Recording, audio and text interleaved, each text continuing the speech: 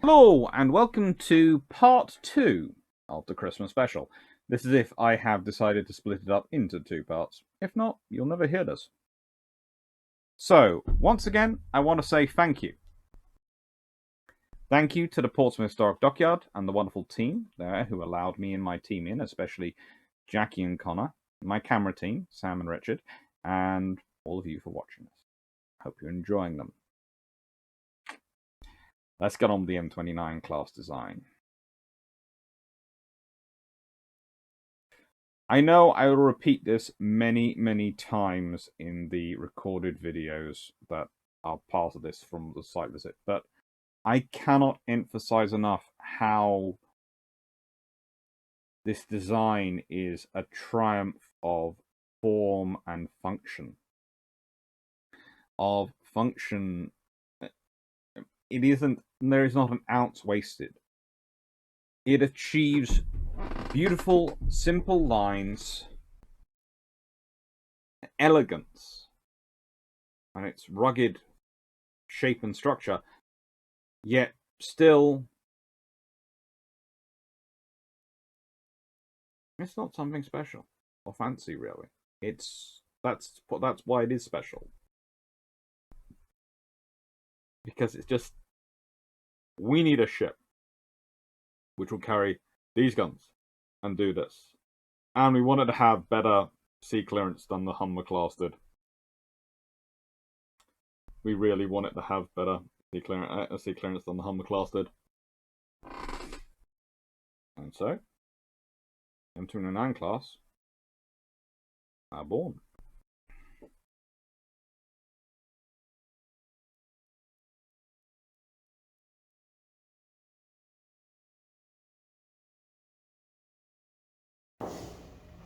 So, hello and welcome inside M33. And this is, if you come visit her, which you really should, this is the first space you'll come into in the hull. And what you start to realise here is quite how solidly she's built, but also quite how thin it is. This is a wonderfully designed ship for its operations. It is very much an inshore ship. It's designed to provide the necessary firepower and support to troops ashore. But it is also very quickly built.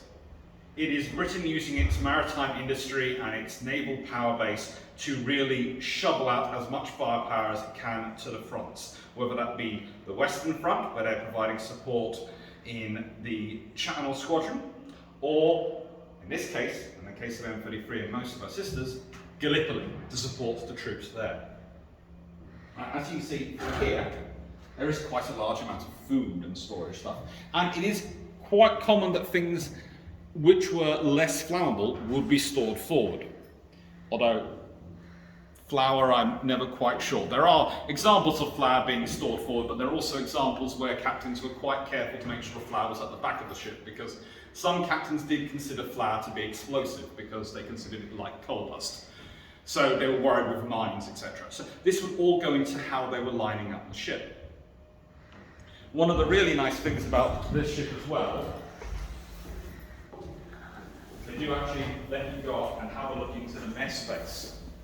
And in a second I'm going to turn the camera around and I'm going to show you my camera crew so we can say proper thanks to them.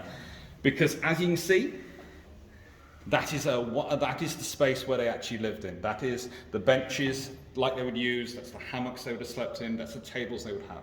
And each mess group would have had their own locker which stored their own portion of stuff. Don't mind me a second. And my camera crew for the day, by the way, is the lovely Sam, Richard, and Connor is the very nice gentleman from the Naval Museum who's here to help me. So please everyone, say thank you to them. You can also see what's also a really big difference though about this ship to HMS Victory or even really Warrior. There's a little stove there. And you might not think it would get cold at Gallipoli, but it can get really cold in the winter in that area. And trust me, this stove was important to those men, not just as a source of warming up tea, but as a source of warmth itself when they were trying to get in from the cold. Go. So, One of the great advantages of a well-built museum and a well-designed museum ship is they will have displays like this, and nothing is more illustrative for many of us than a plan of a ship when we're looking at and trying to imagine the spaces and trying to imagine what it's like. This is one of the things you come in and find on M33, and it really shows you both the size and the scale of the ship. If you consider everything is built around these guns. They are the critical assets. They are what are going to provide the fire support to the troops ashore, and they are what is going to provide the protection for the ship itself against enemy shore batteries. And you quickly also realise how little space is actually allocated towards the crew. It's crew space, provision room, literally forward.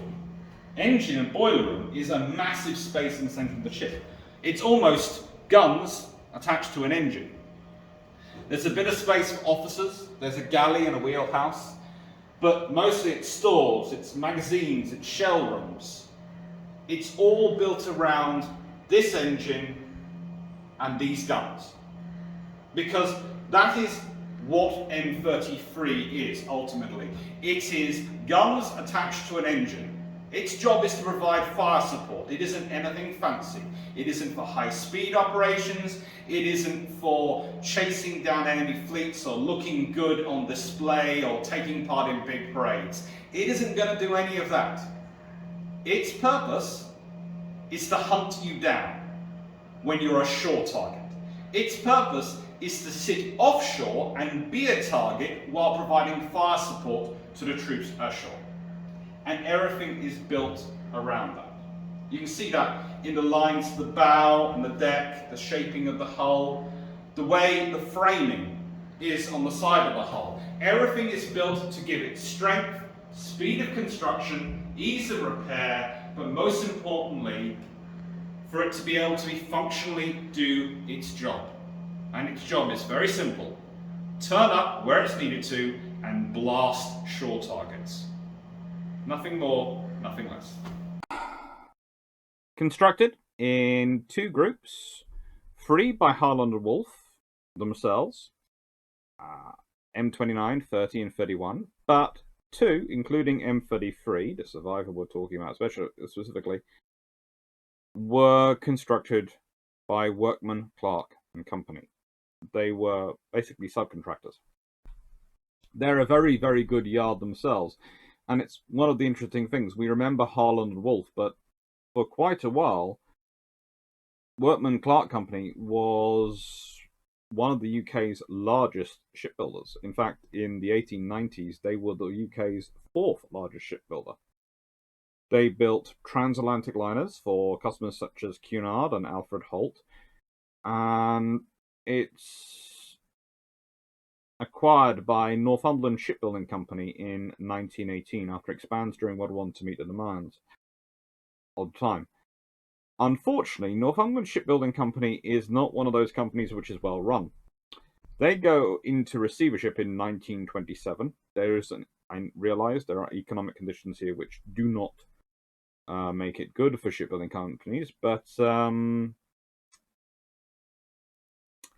yeah, they didn't do well. They weren't the best managed. And Workman Clarke Company were then resurrected themselves, but went into receivership themselves in 1935. It's rather a shame what happened to them, because they had a fine history and a fine heritage.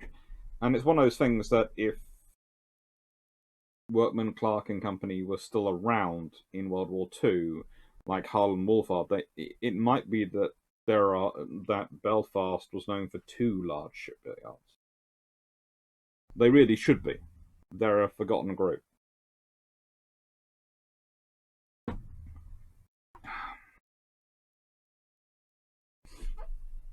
And as you can see, the ships are all pretty much ordered in 1915, laid down in March 1915, launched in May or June 1915, and completed in June or July 1915.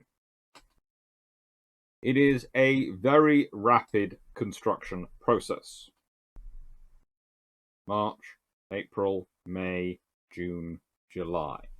The entire class comes into existence pretty much in 5 months.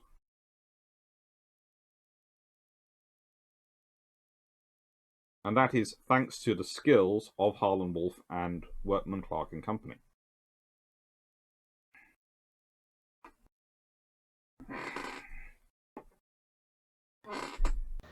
This is one of the really cool parts of M33 when you come visit it. You can actually walk inside an oil tank and you can see the space and what there was. Now, this would take roughly 4.5 tons of oil, which would get it for roughly 1,440 miles at a speed of roughly 8 knots. And please note that is all very much roughly, because if you're in a strong current or a strong wind coming towards you, that's going to be, you're doing 8 knots, but your actual speed you might be doing could well be less. Although it's quite a powerful engine for its size. And the oil consumption can go up and down depending on how much manoeuvring you're doing to have to get around sandbanks and other promontories, which a ship like this will find. It's operating close enough inshore that the actual seabed can change daily. Just like sand dunes can move in the desert when there's a big storm or wind, when there's a change in currents, the dunes underwater can move, and a ship like this will find it. That's why these vessels were quite as important as they were, because not only would they be providing fire support, their manoeuvrings around would tell the Navy how the water was changing, how the underwater was changing, which would make it easier for them to bring in larger ships which were carrying troops and other supplies to the troops fighting ashore in Gallipoli. So, well, these ships were both the Eagle and the Canary in the mine. Now, M29 herself, there is no picture left surviving of. There just isn't. There is one which sort of could be, might be, maybe, possibly, potentially. If you add so many ifs around it, it's a potential, but honestly, I don't think so. I don't think it's M29. I think it's one of the... I have a theory over which one it is, but I don't think it's M29. So, instead I thought I'd include one of the biggest campaigns she's part of. Unsurprisingly, she's sent to Mediterranean. She takes part in the Battle of Jaffa, which is a really critical battle, and remains there until December 1918, when she moves to support British and White Russian forces in the White Sea before returning to the UK. In 1923, she's converted to a mine layer. Equipped to carry 52 mines, she's renamed HMS Medusa in December 1925. In May 1941, she's again converted, this time to a repair ship and depot ship, but a 10th submarine flotilla, and renamed Talbot. Again renamed as Medway II in February 1944, she becomes the depot ship for the 1st submarine flotilla. She's finally sold in December 1946 for breaking up at Dover. Interesting enough, she's then resold again in 1950. She's not broken up to Spiros Theodoratos of Greece, registered in January 21st, 1950 at Lavrin as Giorgio Gracchus, rebuilt at Perma as a cargo motor ship. Sold in 1956 to Elpida and Paragos Leveras.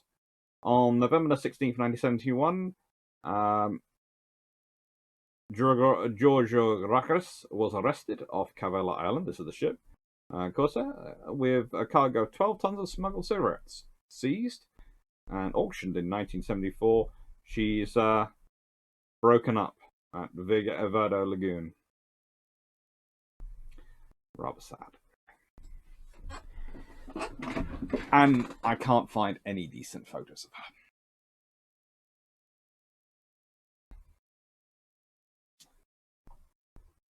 Okay. Hello and welcome to the Ancient. Now, nothing illustrates the space that is assigned to the engines and the importance of the engines and the boilers, then when you realise quite how big this space is. The engines are here because it's used as a fantastic interactive space for you to come and see displays and a nice video, but it's a truly massive space on a small ship. It is full, when it's built, of engines, of boilers. There will be barely any room for me to move in here, let alone jump. But it actually serves a better purpose as illustrating it when it's empty. Because you can think just how much of this ship had to be devoted to its engines. To get to a speed of 8 knots, to get the range it did, it still needed all this space, this cavernous space going right the way up to actually accommodate the engines. Because they had to be powerful, they had to have grunt, because again, this ship was going to be manoeuvring inshore. It had to be stable, provides fire support, and this meant it had to deal with currents. So whereas other ships might be concentrating on high-speed manoeuvres, a monitor had to worry about maintenance manoeuvres, about dealing with currents and flows inshore, and the effects they can have not just on the monitor in terms of moving it, but in terms of moving it around in the water, changing its angle. So they needed engines and engine power, which could provide them with the stability, which could allow them to monitor and counteract the currents, to wherever necessary actually stay as stable as they could do. Because sometimes you can put down an anchor, sometimes you can do that to hold yourself in position. But if you're worried about the enemy firing back at you, and if you're doing a shoot and scoot attack, a modern phraseology for what they use there, well, you might not want to put down that anchor, because otherwise you're chopping that anchor to get away quickly.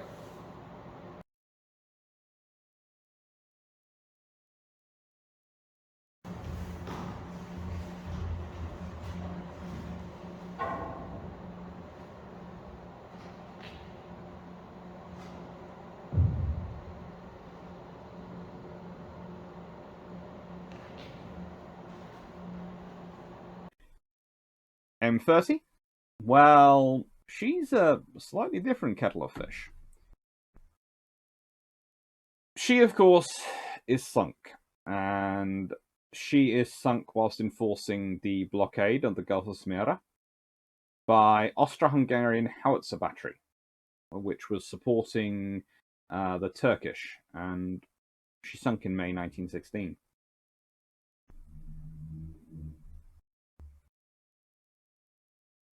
She's had a good career already by this point. She's already done several operations. If you think about it, she sunk in May 1916. She is completed in July 1915. She's been in service less than a year, and she's been in constant combat operations for that time. Pretty much any time there's been action in the Mediterranean involving monitors, prior to her being sunk, she was there. Or she was on patrol, fulfilling the duties.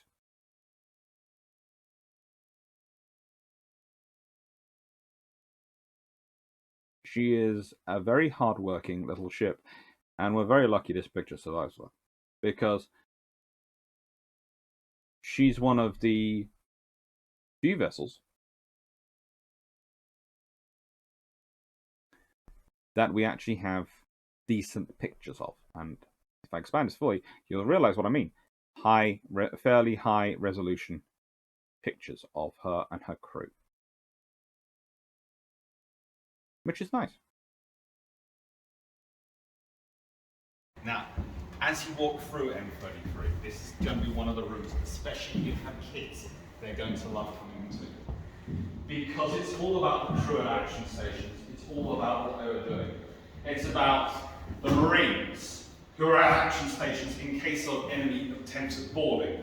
They're the engineers, the signalmen, the gunners, the ship's cat, very important, and also the ship's dog. Because this ship had a dog and a cat, just in case. You had the cat to keep the rats under control, you had the dog to make sure the rat and cat behaved itself. It's a balance of power going on to try and keep the captain in charge. And it's up there you realise how few officers there are on this ship.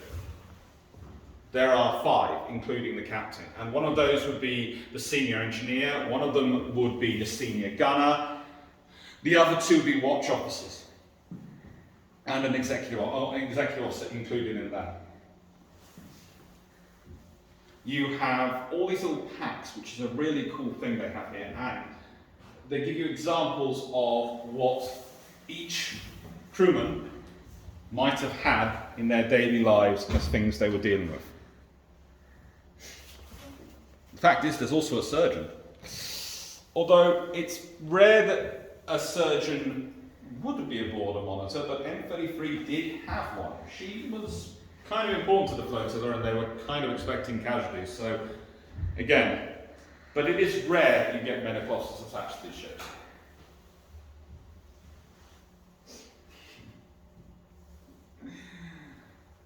And yes, that is the squad log.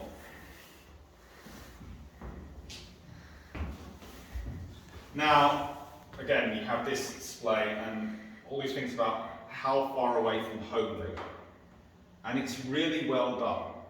But it really does bring it back to you how many of these crew were not long-time service personnel. How many of them were wartime service only. Some of them reservists, some of them newly recruited for the war. There's tons of a smattering of regulars, but they're rare, and they're rarer the lower you go down in the ranks.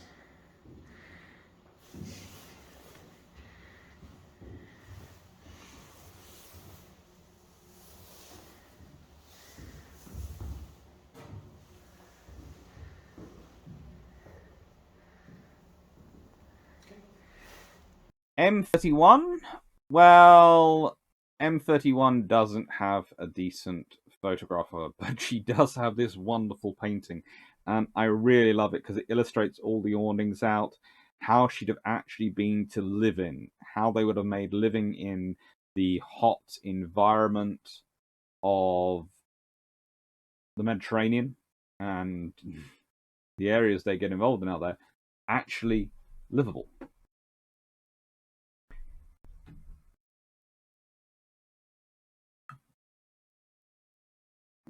M31 was another vessel which had a fairly extensive career in the Mediterranean. She took part in the defense of Yambo in Saudi Arabia against the Turkish army, providing much needed artillery support for the Arab rebels. In fact, pretty much her artillery support was the artillery support for the rebels. She would remain in the Mediterranean until March 1919. And from May to September 1919, she went to the White Sea to support the British and White Russian forces. In September 1923, she was converted to a mine layer, like her sister. She's M29. She's converted to carry 32 mines. She's renamed HMS Melpomene in December 1925. She's assigned to the HMS Defiance and Torpedo Squad at Devonport. In September 1939, she's converted to a torpedo training vessel, being fitted with one 21-inch torpedo tube on the forecastle. She's renamed HMS Menelaus in 1941 and finally sold in 1948 and broken up at Lanley. Again, she served in 2 World Wars. And this is something you start to realize.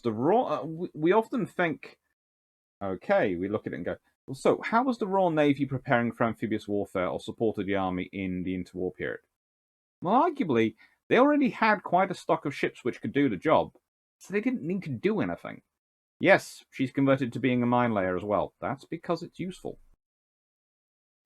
But you could convert her back, and she's still the same shallow draft ship she always has been. Welcome to the aft shell room. And in this room, was where the 6-inch shells were kept. Whether they were fused or occasionally just solid shot, they're all kept in this space. And she would carry a lot. She would carry at least 72 fused, 52 would be common, described as solid shot, 41 was shrapnel, and according to that, 35 practice. But especially in Gallipoli, I wouldn't be surprised if the practice shells kind of got reduced in number versus the rest. They're also carrying cases of fuses and shell linings and the shell gauge to check the shells, because guess what? You sometimes had the issue that a shell would turn up at the front, would be labelled 6-inch, and then you'd measure it and go, that's not quite right, and if that goes in my gun, that could make my gun go boom, and not in a good way. So they actually had to have a shell gauge, which you can see there, to check the shells were correct.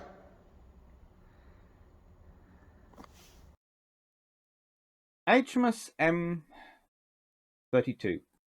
You're going to go, Alex, that's, again, not a picture of a monitor. And I'm going to go, yes, that's one of the pictures from the Battle of Jaffa. Yes, again, we don't have a picture of this particular vessel, although I think the grainy picture that is sometimes marketed as M29 is actually M32.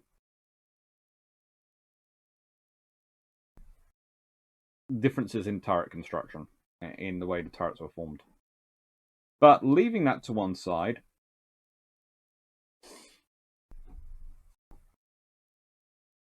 this was the consequence. We often talk about what was the consequences of naval power in World War I, and we talk about its indirect consequences. We talk about the blockade. We talk about the fact that the Grand Fleet, Jellicoe, could have lost the war in one go. It was the only one who could do that, but as long as he fought the Germans to a standstill, he didn't need to win an outright victory to win. It's very different for the forces, though, supporting troops ashore. Their firepower is an essential. We're talking about Gallipoli, if we're talking about all the operations that were undertaken, which were amphibious operations in World War I and World War II, firepower is an essential. And it's the key thing naval forces can offer. Yes, we could turn around and go, well, you can make artillery pieces, I'm sure, which are 152mm, 6 inches. You can. And you can use them. And you can move them around, especially today. There's lots of vehicles that can move them around. But in 1914 to 1918, ships are probably the most mobile artillery you've got, especially when you've got a monitor, which can turn up with naval guns, which will be larger than usually the land guns. They'll often be able to fire more quickly because they'll have less cramps. They'll either be, well, they'll actually have some protection, but they'll still have the space and facilities to support them, which the land guns don't have. And also, they move around with their ammunition stockpile. They move around with all the things they need with them to fire for a long time. It makes them incredibly advantageous if you want to support troops ashore. Battle of Jaffa.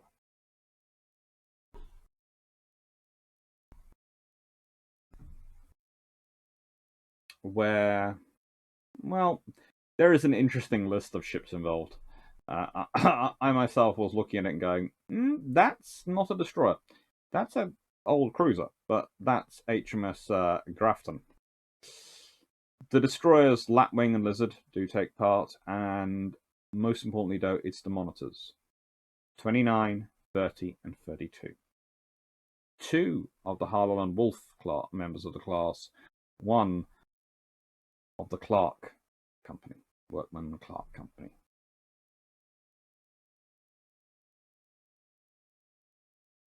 Now, there's of course no point having shells if you don't also have, well, A, the ability to get those shells up to the guns. And this is where the hoisting room would be. But more importantly, the explosive to fire the shells. Now, this is where cordite, type W6 was kept. Various other five.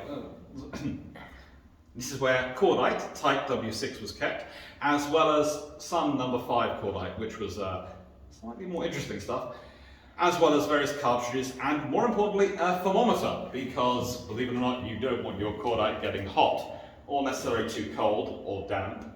Basically, cordite is one of those things in life which is... I'm trying to remember, what were those things in the Gremlins? Cordite is basically a real-life version of the Gremlins. If it gets wet or too hot, it just starts to, well, produce things which you don't want produced. Also at the back here, we have the steerage compartment, where the Royal Marines would mess, where there was a steering engine to help with her manoeuvring, and where there'd be a lot of noise and vibration. So let's be honest, those poor Royal Marines really did suffer for their country. Not just with the fighting. Finally, we have M33. I love this little ship. During the First World War, she gets up to a lot of active service. Her first active operations were in support of British landings at Silva under the command of a Lieutenant Commander, Preston Thomas. And that was during the Battle of Gallipoli in August 1915. She remained stationed at Gallipoli until evacuation in January 1916. For the remainder of the war, she serves in the Mediterranean and is involved in the seizure of the Greek fleet at Salamis Bay on the 1st September 1916. She next saw service in Murmansk and fighting in 1919 to relieve the North Russian Expeditionary Force. She moves to Archangel, and at one time, the river level was actually so low that even her guns had to be removed and transported by cart in order to move her out of the way. Her sisters M25 and 27, her sisters, the predecessing class, were not so fortunate. Of course, they had to be scuttled. But M33 safely returned to Chatham in October. She then became a mine layer training ship and is renamed HMS Minerva in 1925. She would go through all sorts of roles in her remaining career. She'd be a fueling hulk, boom defense workshop, all sorts of duties. Her name was changed in 1939 again to Hulk C-23. In 1946, she became a floating officer at the Royal Clarence Victualling Yard in Gosport. She's put up for sale in 1984. Eventually passes to the Hampshire County Council, listed as part of the National Historical Fleet, and is then returned to Portsmouth Historic Dockyard. She was opened to the public for the first time in August 2015. So she's only been open to the public for 6 years. And she's one of only 3 surviving British warships that served during the First World War. HMS Caroline and HMS President are the other 2. There are a number of auxiliary craft and other vessels which survived, but she's one of only 3 warships.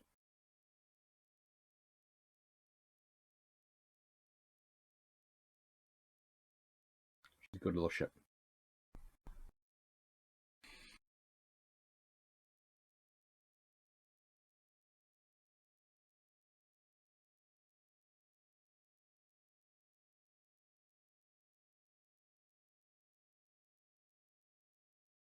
Hello, and welcome to the 6... Why do I keep saying hello at the beginning of these? We'll talk about that later. Welcome to the 6-inch shell room. Now, this is the real engine, in a way, of the ship outside the engines, because without her 6-inch shells, there's no point in her. She is a monitor built around 2 6-inch guns, and she carries a lot of these.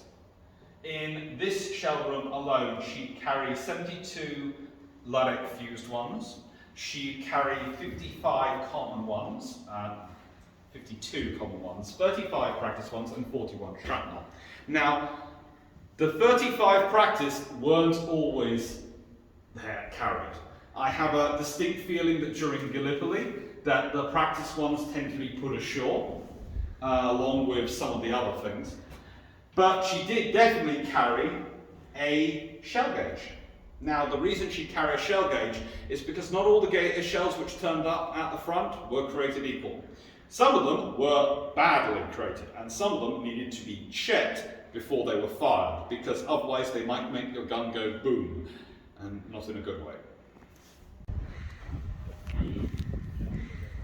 Hello, so this is one of the business ends of M33. This is the foregun, and as you can see, currently sealed off from getting near the breech end, possibly because the gun is itself currently focused on HMS Victory. I won't say quite how much that costs, but I only have 5 million public liability, so I'm not letting any of the crew go near that gun. Even myself, I'm not letting. But this is the really important tool. There aren't many land guns which have the same firepower as this 6-inch gun. This is a cruiser gun of a generation ago. So it is a really powerful and really persuasive weapon for a small ship to be carrying when inshore.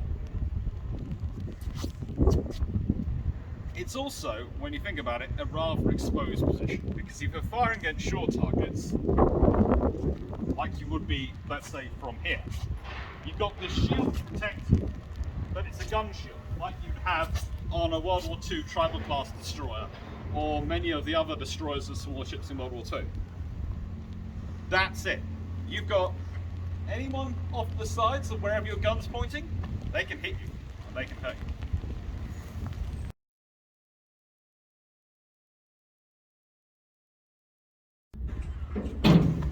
I'm hoping it's a snowy Christmas with you, not a rainy Christmas when you're seeing this.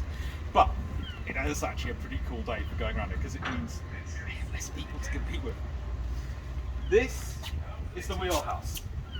And to give the pilot who is conning the ship extra view, you can see he's actually stuck up on a platform. Isn't that nice? Let's make him even more of a target. But so he's actually stuck up. This is like USS Monitor with the pilot stuck up. There are various positions for the officers to sit in and actually issue instructions. They actually have a nice bench, which is, come on, let's be honest. Why aren't there benches on modern Royal Navy ships? It would be comfortable for everyone. It was a good idea on the M33. Why haven't we kept it going on? You have all the signals drawers over there with all the flags stored, and if you peer around you can see it, which are important for sending off the various messages, because again, a lot of the communication was done by flags, so we can all be thankful that Seymour wasn't out here, that Somerville went to Gallipoli rather than Seymour. It was probably better for the communication. And more, as you walk around M33, you realise that she is built with function dictating form, that she is built to do her job. She's built as quickly as she can be, she's built as strong as she can be, she's built to be as tough as she needs to be. But everything is built around the fore and aft guns. Everything is built around her providing fire support. Now, when Fisher originally starts to plan these ships and talk about these ships, yes, he's talking about going through the Denmark Straits. He's talking about influencing Germany by getting access into the Baltic, because he believes if he does that, he'll stop Germany from being able to want to fight the war by threatening their trade and doing a true blockade on them. But this becomes even more useful when you're in Gallipoli, when you are trying to get round to blast that path through to Russia, that warm water access port, so that you can supply Russia and keep them in the war. Because if you can get through the Straits of the Dardanelles, if you can get through them, you could do that. This ship is what could get you through them. If these ships had been out from the beginning, part of the original task group, along with troops, then they might have actually made it through the Straits of the Dardanelles, and it might actually not be today a catchword for a bad plan, poorly executed. It might be the catchword for a brilliant strategic idea, which was beautifully done. And that's the reality of history, is it comes down to timing. The thing is, ships like this weren't ready in time, because they'd only just been ordered. So they had a great idea, but in their rush to execute it, and let's be honest, the person who rushed to execute it is Churchill, a man who is sometimes full of good ideas, not always full of good timing. They execute it too soon. They try and do it with just ships. And then they didn't send in troops. And then ships like this turn up. Ships which could have made a difference at the beginning turn up and they support the troops. And without them, you wouldn't have got the troops off. You wouldn't have got the troops home. But they couldn't actually change the situation once they were there. Yeah.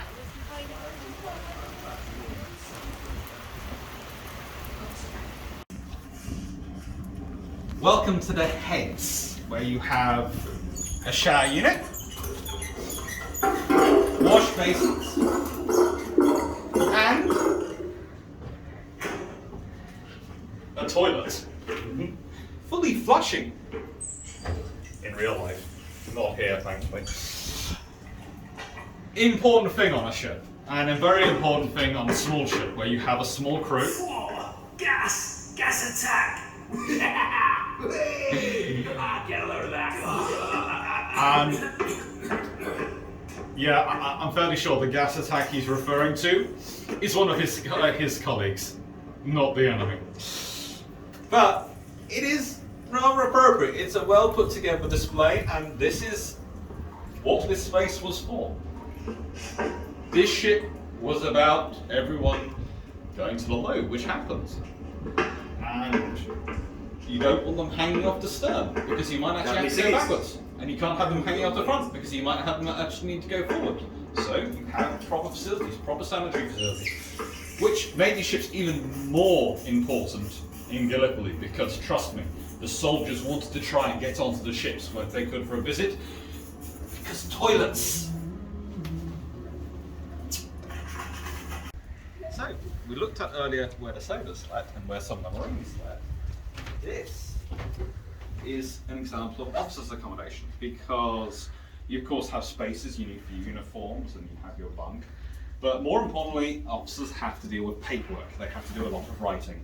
So here you go, you've got your writing desk, you've got your cabinet for storing stuff, and your, well, basically a wooden World War I version of a Filofax.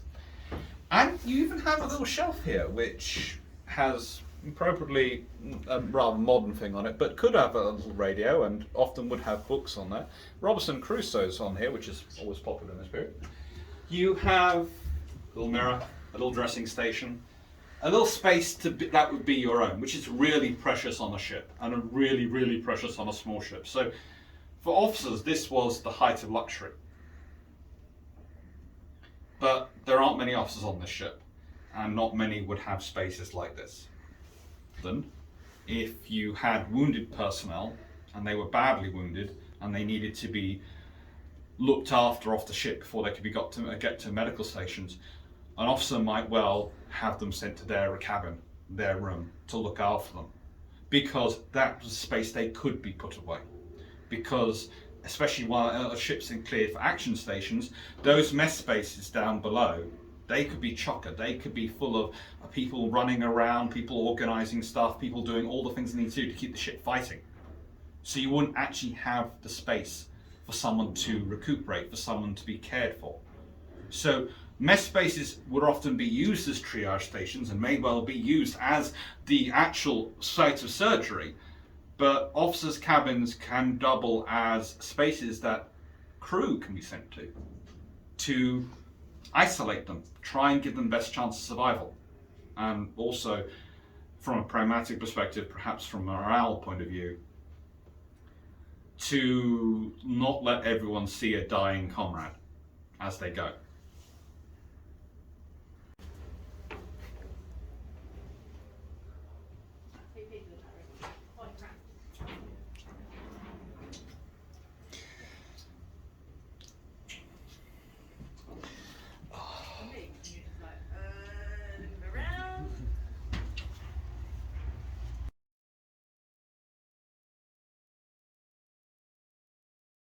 So, one thing you quickly realise about a ship this size is you can get everywhere pretty quickly.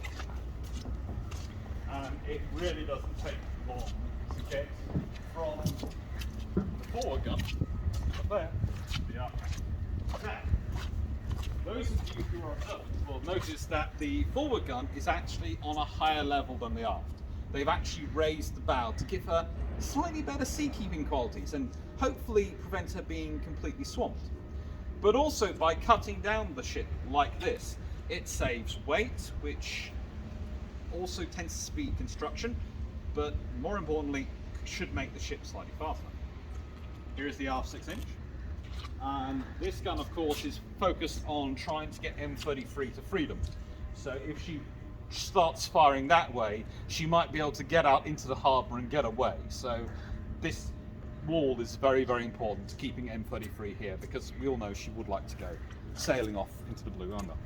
Also, up there, we have one of the high angle guns. Now, believe it or not, this is the anti-aircraft defence gun, but more often than not is, well, because there aren't many aircraft out over Gallipoli in the Dardanelles, but there are a couple, it's more often it's used as an anti-personnel weapon.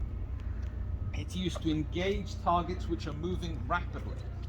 So if you were a Turkish assault force which was trying to attack the Anzac or British beaches and trying to push us off the Gallipoli Peninsula, well, you'd have high explosive shells raining down on you from 6-inch, but you'd also have these smaller 3-inch guns blasting away at you, trying to take out any manoeuvres and often focusing in on places which looked like they were commanders.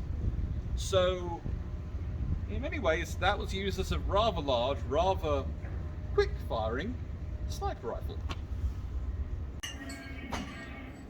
With appropriate backgrounds going on, this is the officer's main mess. As I showed you earlier, there are other spaces they might use at action stations, but this is their main facility. This is the radio room, telegraphist rooms, and navigator's office. Another lovely space to live in. This is for a more junior officer, so it has no door,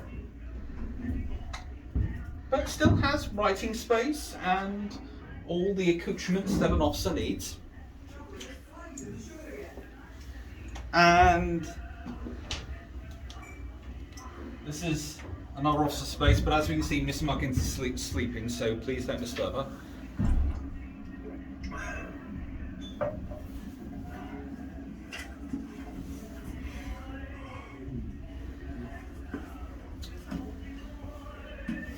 And what you really realise as you wander around the ship like this is that there isn't an inch wasted. This ship is designed in a time pre-CAD, pre any of the modern systems we consider so critical to our efficiency in construction today. It's designed pre all of those metrics we use that declare ourselves excellent, and yet not an inch is wasted. This ship is designed perfectly to do its role, and it does it very, very well.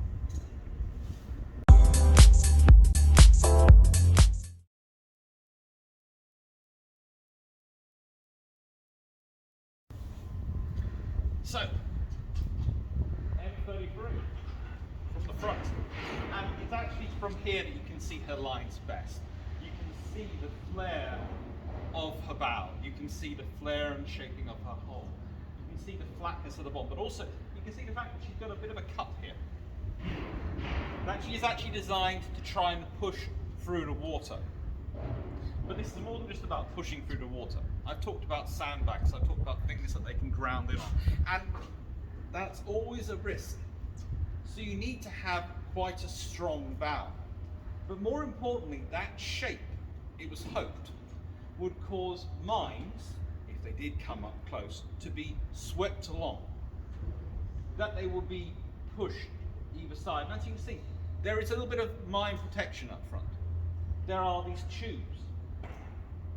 And their aim is to try and provide water movement around the bow to push out, to push mines away. So that if they do go off, they go off further away from the hull. They might impact, but they might go off away. Everything is designed to give this chance. Everything is designed. Everything is designed to give this ship a chance to survive, to operate as close and shore to the enemy as it can, to provide the troops with the fire support they need, but most importantly, to get home, so it can be used again and again and again. These are quickly built, but they're not expendable assets. They are things which are important and vital and which you're going to have to risk time and time again. So therefore, you want to give them the best chance of survival, because if they're lost, you're going to have to build another one, and that's going to take even more time and delay your operations even more.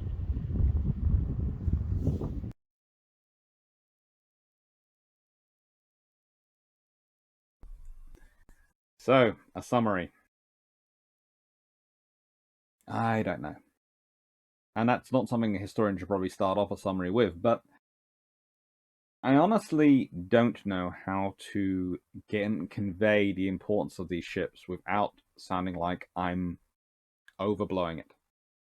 That to compensate for the years of focus on the big ships, the battleships, occasionally the cruisers of World War One, and the operations they get up, even to an extent the destroyers in the Harwich Force and the submarines, that I am overselling it to make up for the fact the monitors are ignored. But I think there's a reason they're ignored. The big operation they were all being procured for, in many respects, didn't happen. The big operation was, of course, Fisher's plan for the Baltic. Now we can sit here and go, yes, no, it's not possible, da da da da da. There's also the great myth, a great view of many people of whether or not the British have any strategy going into World War One, or if they have two strategies, and the politicians are hedging their bets by not actually not actually publicly favouring either of them, i.e., the naval strategy, as exemplified by Julian Corbett in The British Way of War and discussed by Andrew Lambert in his recent book, and the continental strategy of putting what was, for Europe, by European standards, by anyone's standards at the time, a very small army on the continent, and hoping it had an impact, and hoping it actually achieved things. Now, as you might have guessed, when recording the videos I had in terms of visiting HMS M33, I had one idea of a script in mind, and I did the recordings to that. But sitting there listening to that and listening to other things, I've sort of modified the script. So this is why there's a summary in front of M33, and there's this as well.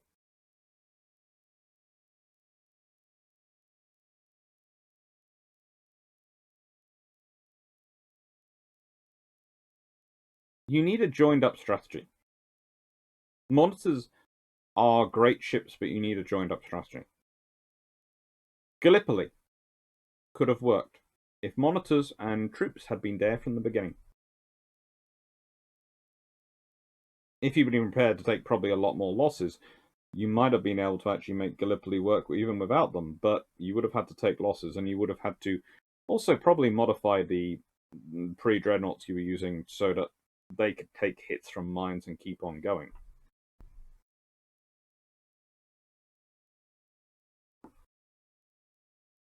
Bulges, anyone?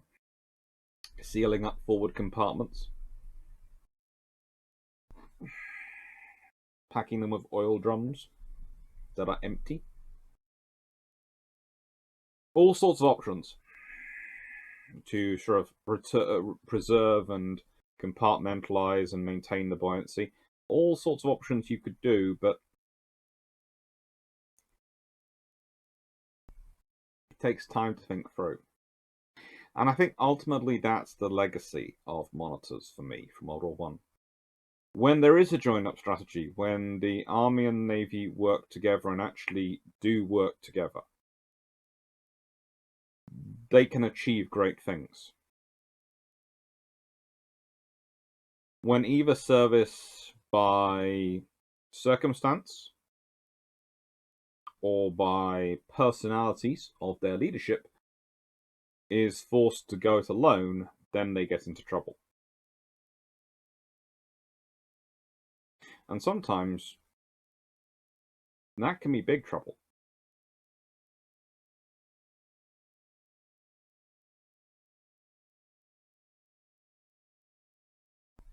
And that can be some of the lasting lessons of World War One.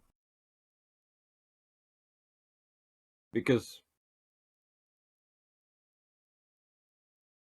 as much as countries might say they focus on learning from their failures to make sure they don't repeat them, and other countries might say they learn from their successes to make sure they repeat those, to try and work out what they did so well.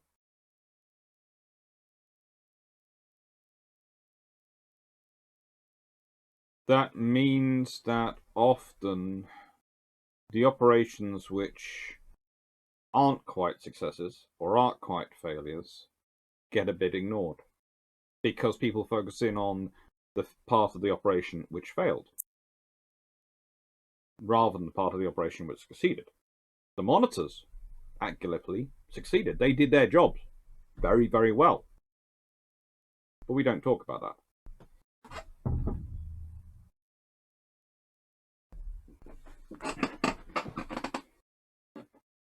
We focus on the part of the campaign which people remember, the failure to force the straits with ships, the fact that the poor troops, when they were put ashore,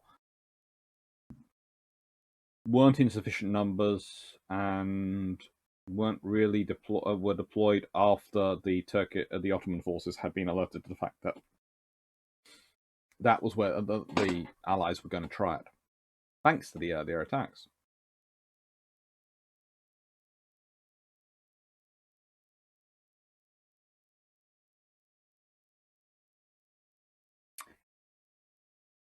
So this leads me to another question, which is why I'm going to be sort of naughty. Yeah, I've got more videos coming. In fact, please notice please note, I am hoping to do this live, and I am hoping that live will have been announced during the live of the 23rd of December. Monitors weren't completely forgotten. In World War II, the Roberts class get built, as mentioned previous time. Erebus, well, loses her turret. And these are very, very useful ships in World War II. Very, very useful ships. But during World War II, the Royal Navy needs a lot less monitors than they need in World War One. Why? Because in World War II, they're doing discrete operations. They're doing amphibious operations, turning up, blasting away, and moving on to the next one. If you're supporting the Belgian coast, if you are supporting operations in Gallipoli, along the Mediterranean coast, etc., you need a lot more ships because they're ongoing commitments. Instead of them being discrete commitments that you can search for and then return and rearm, repair, and get yourself back in fighting order, you have to be there non-stop. You have to be there as an ongoing commitment. And that requires more ships. And this is really the biggest lesson of monitors from World War One and World War II. And it's how we need to start thinking about ships as modern nations. We need to think about, are we talking about an ongoing commitment, something which will be an ongoing need for the whole of a conflict, or something which can be discreetly surged? Because that affects hull numbers. If you need anti-submarine warfare capability and you need a certain number of ships to maintain a certain number of ships available for that anti-submarine warfare capability, you'd better work out, well, hang on, if this conflict goes on for, I'd argue, at least think about the time it takes you to build new ships. So let's say 3 years. How many ships are you likely to need to maintain that number? How many ships are you prepared to be damaged while you're trying to maintain that number? What kind of needs are you building into it? Because the odds are, yes, a ship could be on duty at sea for 6 months. But then it's going to need at least 3 months in port. So if you need 6 of them on duty at any one time, okay. Well, you need then each one needs about 3 months in port, so you probably want to stagger that. But the odds are, with one being off every 2 on duty, if you take it over a 9-month period, you're going to need at least 9. Then you have to work out, well, what happens if I lose one? That's 10. What happens if one was in long refit when the war started? Was that also 10? Or is that 11? Is it 12? To maintain your 6 available for duties. There's no point in building 8 and expecting 8 to be available, because they won't be. And that's not factoring in ships running out of weapons and having to go home to rearm and then come out again. Because again, this can happen. Ships run out of ammunition. They carry a lot, but they can run out of ammunition.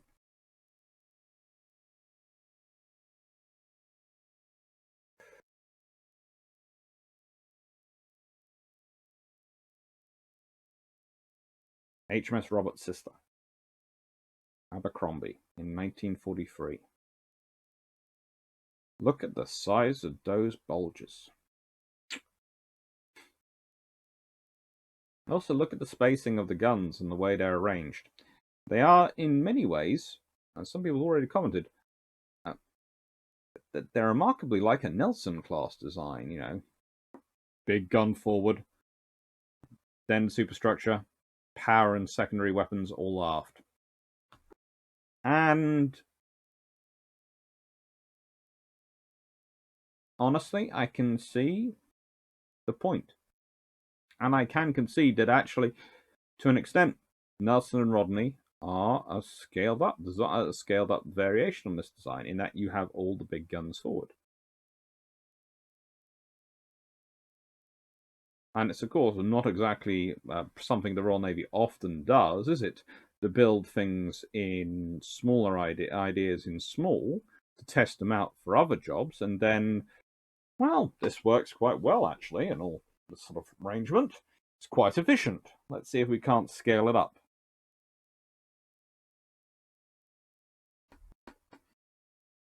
Monitors today. Well, there are ships going around which are there for support of troops ashore. There's a debate as to whether or not you can afford to sacrifice speed as much as you used to.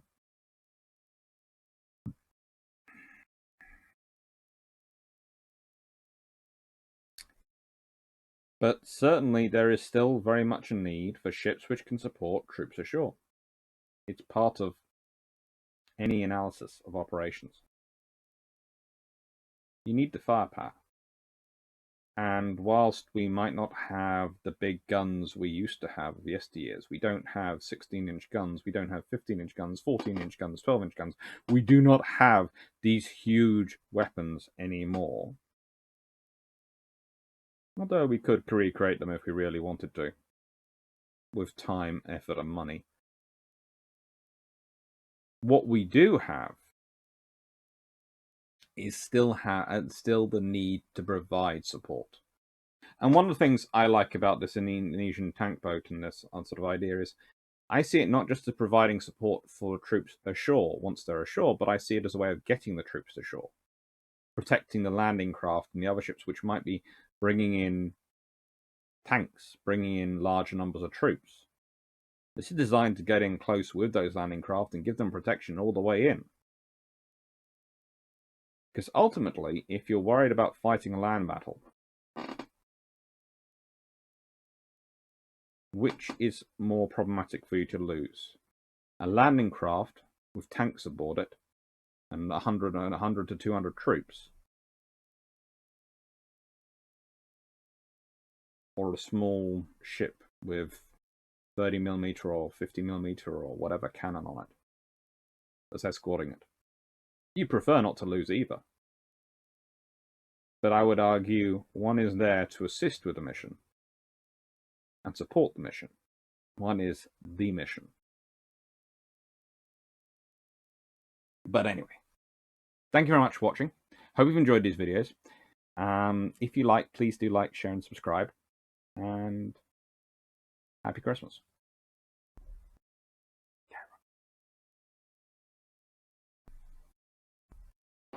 Oh, too far.